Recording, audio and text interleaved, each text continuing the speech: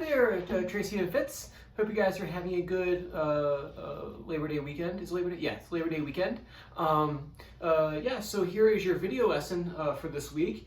Feel free at the end, if you watch this and have questions, feel free to shoot me back a response, either a video or an email. Either is fine with me. If you want me to take a look at anything closer, send over some pictures too, in case you need anything.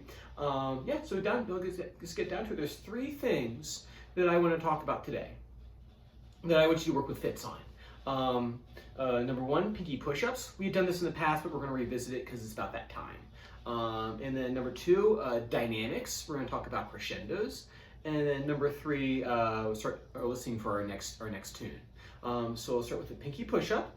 So I believe we already did this a little bit before. And I know he had put that dot on his guitar. We kind of backed off for a second, and we're going to try it one more time. So with pinky push-up, what we have to do, Fitz is already really good at this, so getting that ring finger on there is going to be no problem at all. So we get our ring finger on the 3rd fret on that note D right there that we talked about last time. So you can put this 3rd finger there, and then what you're going to do, here I'm going to zoom in closer here too so you can see a bit better. So what you're going to do is you're going to put that 3rd finger on that 3rd fret of the 2nd string, right, where we had before. And what I'd like you to do is start off with just getting it up there and keeping those moons up. So we're gonna keep our moons up over here, right? Keep them poised over top. If you see them ducking down like this. Sometimes what I do is I'll have this will be like your moons, and you gotta protect, I'll have something come at the fingers. So you can see if you can kind of keep his fingers up by doing this right here, oh, there's an asteroid coming, protect the guitar, something along those lines. So you can do sometimes oh, it's a rainstorm, keep your guitar from getting wet or something. Or a good visual, or a good kind of analogy for the kids. So you have your 3rd finger on, keep your moons up over here, and as you count down from 10 like I normally do. And then what you're going to do is the pinky is going to go down while the ring finger, so you got to make sure this stays on. The pinky is going to go down and then come back out again. Now, since we did it before, I'm going to give you the next step of it. So the idea is just for this week to kind of get it up and down. So play. So you actually have him play it. So you play, down, up, play, down, up, play, down, up. In the beginning, just kind of have him do that, just up and down. And then what we need to do is we need to be more refined with it. So what you'll do is when you play, this angle here so you can see a bit better, and from this angle, right here, when you play, so the pinky is right at the 1st knuckle joint of the ring finger. So we start with the ring finger up there, and it's going to trace along and come down to the 1st string, 3rd fret. So we have our pinky down, and then we bring the pinky back up again, and it goes right to that 1st knuckle. If you need to draw something on there, or put a dot or something like that, sometimes that helps too if the kid's going to go too far, if they need something to remind them. So you have it up, and then you play, and the pinky comes down, and the pinky comes back out again. We get proper position here. And then play, it's right here, 1st knuckle, comes down, and then back in. You'll see this kind of pop off, I think, for right now. Don't worry about that quite yet. There's like 15 things I'm looking at when I'm seeing someone do a pinky push-up, and that being one of them. So don't worry about that. I think the idea this week is to make sure he comes up right to that 1st knuckle joint, and then right back down again. So play, down, up. Obviously do the games you normally do. You guys are real good about that, so I don't have to spend too much time talking to you about that. Preach to the choir. So work on that with your pinky push-ups.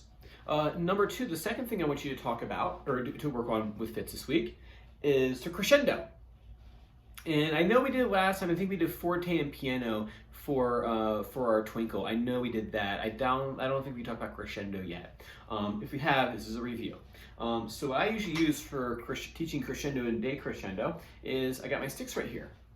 And what you should have Fitz do is see if you can get him to get louder and louder. So I'm going to stop real quiet, right? And we're going to see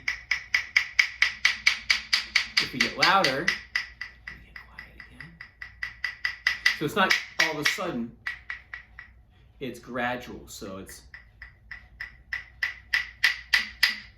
So you can see you can have him do quiet and then slowly get louder and louder, right? So So you can use some sticks around the house if you have, I'm sure you have something that you can use and improvise with something. So have him practice getting louder and louder, and then what you can do is maybe have him go to a string and see if he can start real quiet. And we get loud, and then we try one more time. And any string will do, or any note will do. Get quiet again. And then louder. Now, why I practice this right now is because if I think he knows this song. I'm sure you heard this melody before. And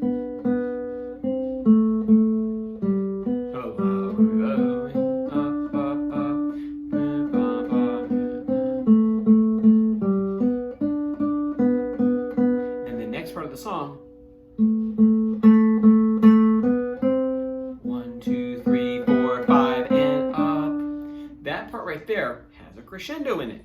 And actually, you should be doing that too with him as well. When you watch the video, or sorry, when you listen to the CD, have him listen to Lightly Row and see if you do some deep listening or active listening. See if we can hear if there is a crescendo in that song, and see if you can have him find it. And tell him like you have to find the crescendo or something and see if you can locate it. And it's right there. In that section right there, I don't think we've got to that yet. I think you finished up the first half. Is 1, 2, 3, 4, 5, and up. 1, 2, 3, 4, 5, and up. I'd be surprised if you didn't figure that out by the end of the week. I'd actually be surprised if you didn't have the whole song learned by next week. So have him practice doing crescendos on some sticks first, and then going to the strings of the guitar and pick a note and see if you can do a crescendo. And then even too, maybe if you wanted to do it, because the kids like to move around a lot during the lessons, you can maybe take the sticks and have him like scrunch down for like really quiet, and as he gets louder, he has to stand up, and as you get quieter, he has to come back down. So you can do things like that. Would be a good activity to do with this. And then, yes, that's what I want you to do with crescendos. And then lastly, the other thing I want you to work on is start listening to Go Tell Aunt Rhody, because we're gonna start getting that tune in his ear. I believe it's actually in book 1 of the violin, so Fitz may already know this one from his brother playing it. So I want him to start listening to Go Tell Aunt Rhody. Because, and then the pinky, I should say this too, the pinky push-up is important at this stage of the game, because I like to do the pinky push-up a piece before we actually use it in the repertoire. So I believe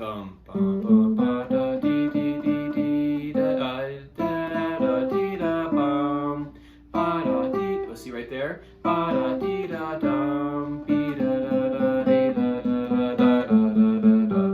There's accents there. That's the other teaching point for that song.